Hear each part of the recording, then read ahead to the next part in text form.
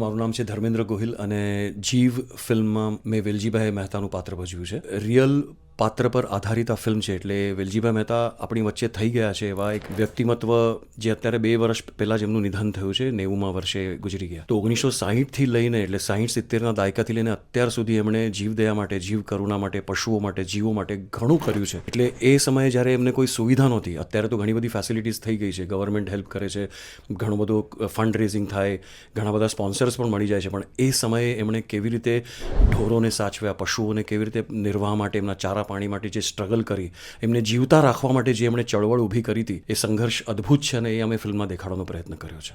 અમે પશુઓ સાથે શૂટ કર્યું છે, તો એ સૌથી મોટી ચેલેન્જ છે, કેમ કે નાના બાળકો અને પશુઓ આ બંને અનપ્રિડિક્ટેબલ હોય છે. એમની સાથે આપણને ખબર ન પડે કેવી રીતે કામ કરવાનું, કેમ કે આ બધા પોતાના મૂડ પ્રમાણે કામ કરે.